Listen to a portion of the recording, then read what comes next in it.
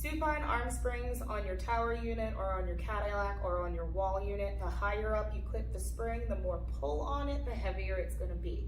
If you don't have a tower, rig a TheraBand to a doorknob or something behind you nice and sturdy and make 2 loops at the end and the bend. There you go. So I like to use a rollback bar when I want to reset shoulders or I want to get an evaluation of where someone's connection is and their strength and their mobility. Because the bar really connects you across your chest and across the back of your shoulders, it's going to be easier to work in unison. It's going to be easier to see. If we work inside the shoulder joint to adduct and bring the arms towards us, that's going to be massive work for the triceps.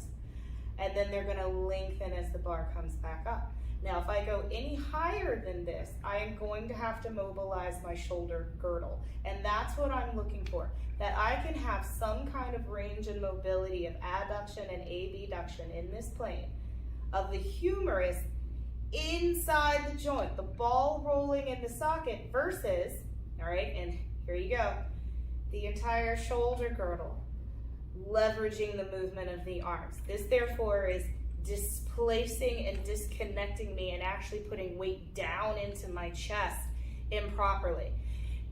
See how it affects my neck versus being able to really organize and say to the shoulder girdle, set onto the spine, let the spine be tall, find the arm roll into you to pull the bar to you, hold it there with the strength of your powerhouse, and then release.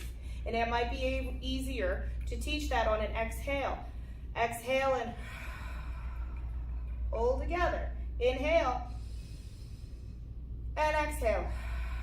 This is the next thing I look for, that I can actually hold isometric work through the shoulder joint and the shoulder girdle and still breathe. And exhale.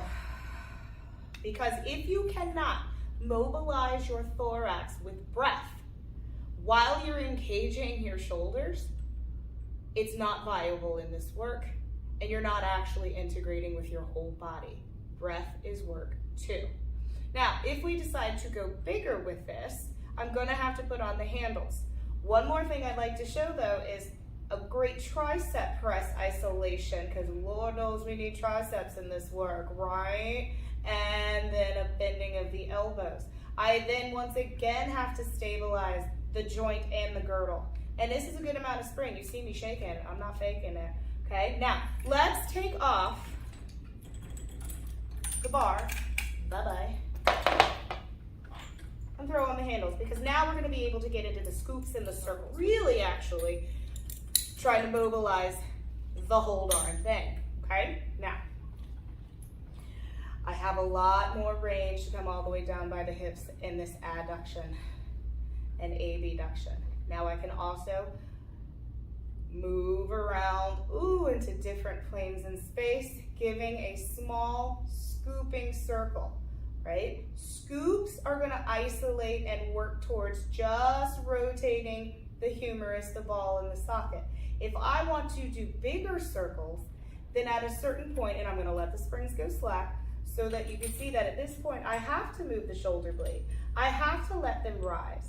I'm going to open out to the side, catch the tension of the spring, and come into a circle where my lats really have to engage. That serratus anterior has to engage. Now, to keep tension in the spring, I'm just going to choose to move my whole self down. All right? Now, I have to mobilize more in order to get the spring to come with me. And I've made the spring heavier.